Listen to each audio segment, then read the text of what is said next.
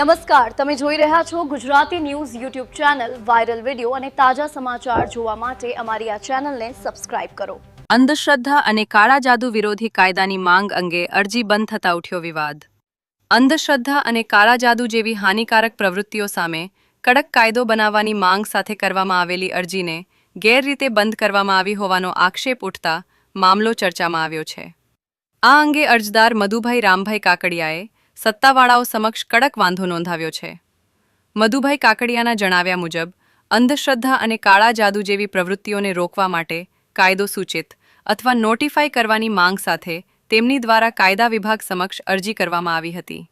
અરજીનો હેતુ એ હતો કે સરકાર આ મુદ્દે કાયદાકીય પ્રક્રિયા શરૂ કરે અને સમાજમાં ચાલી રહેલી અંધશ્રદ્ધા અને લોકોના શોષણને અટકાવવા માટે અસરકારક પગલાં ભરે. પરંતુ અરજદારના કહેવા મુજબ આ અરજી કાયદા વિભાગ સુધી પહોંચવાના બદલે પોલીસ વિભાગ સુધી પહોંચી હતી. ત્યારબાદ પોલીસ વિભાગે માત્ર મુખ્ય સચિવને જાણ કરીને મામલો બંધ કરી દીધો હોવાનું સામે આવ્યું છે. અરજદારે આ કાર્યવાહી પર ગંભીર વાંધો વ્યક્ત કરતા જણાવ્યું છે કે પોલીસ વિભાગને કાયદા વિભાગને સંબોધિત નીતિગત અથવા કાયદાકીય માંગણીને બંધ કરવાની સત્તા નથી. માત્ર મુખ્ય સચિવને જાણ કરવી અરજીના યોગ્ય નિરાકરણ તરીકે ગણાવી શકાય નહીં.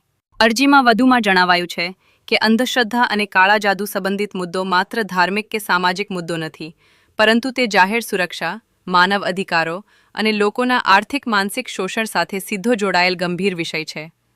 આવા મુદ્દે યોગ્ય કાયદાકીય અને નીતિગત વિચારણા જરૂરી હોવાનું અરજદારે જણાવ્યું છે. મધુભાઈ કાકડિયાએ આ મામલે કેટલીક માંગણીઓ પણ કરી છે, જેમાં અરજીને તાત્કાલિક ફરીથી ખોલવાની, અરજીને યોગ્ય રીતે કાયદા વિભાગને મોકલવાની અને સમગ્ર મામલે તપાસ કરીને વિચારણા કરવાની માંગ કરવામાં આવી છે. સાથે જ પોલીસ વિભાગે તેમની સત્તા બહાર જઈને અરજી કેમ બંધ કરી તેની લખિત સ્પષ્ટતા આપવાની પણ માંગ કરવામાં આવી છે. અરજદારે વધુમાં જણાવ્યું છે કે આ મુદ્દો જાહેર હિત સાથે સીધો સંબંધ ધરાવે છે, તેથી તેને વહીવટી રીતે બંધ કરવો યોગ્ય નથી. આ રજૂઆતને અરજી બંધ કરવાના નિર્ણય સામેનો ઔપચારિક વાંધો તરીકે ગણવાની વિનંતી પણ કરવામાં આવી છે. હવે જોવાનું રહ્યું કે સરકાર આ મામલે શું નિર્ણય લે છે અને અંધશ્રદ્ધા તથા કાળા જાદુ વિરોધી કાયદા અંગે આગળ કોઈ કાર્યવાહી થાય છે કે નહીં.